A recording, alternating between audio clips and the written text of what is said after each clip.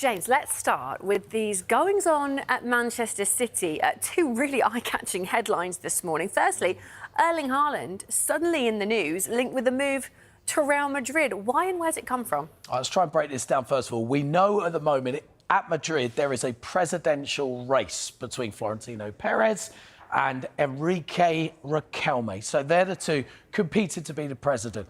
Enrique Riquelme went on TV last night on a TV show called El Hormiguero, and he made some very bold claims regarding Erling Haaland. And he basically started off by saying, look, if I break any of my promises regarding these two players, so it wasn't just Haaland, it's Rodri too, he said, I 100% guarantee the membership cost for next season I will cover.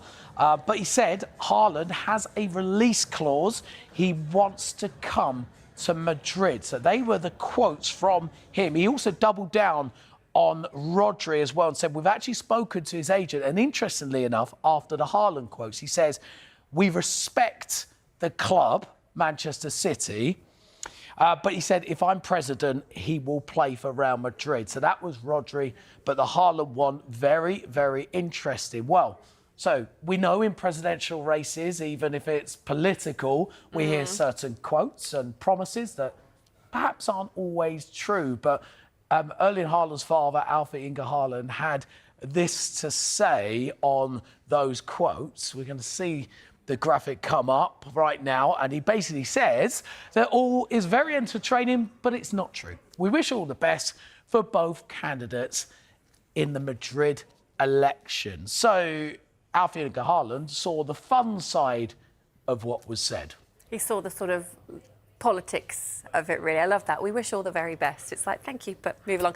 At Manchester City, though, they've had something to say about this now. Yeah, Manchester City have chosen the other option. They're not happy one bit with this approach. They don't like it, and they're threatening legal action because of the use of Erling Haaland's image in trying to elect a president at Real Madrid. And we're going to give you the quotes now from Manchester City of what they've said. And they say this: the stories which have emerged from Spain regarding the future of Erling Haaland are untrue. There is no chance of this happening, and there is no contractual clause to enable it. We are considering legal action for the use of our player image in this context. So Manchester City, quite simply furious that one of their players has been used as this almost pawn in this political race to be elected president of Real Madrid. What was interesting about that TV show last night, that after he mentioned and spoke about Erling Haaland, Enrique Riquelme, it cut to an advert break, and the first advert after the break was Florentino Perez and Jose Mourinho.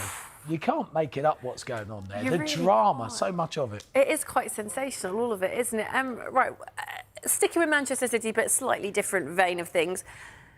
Let's look at a player that they might sign, that they want to sign. Some big news on a midfielder that they are very much after, and this is legit and not politics. Yeah, so this is to do with Elliot Anderson, and David Ornstein in The Athletic first reported this yesterday, that Manchester City had an initial offer turned down by Nottingham Forest for the England midfielder.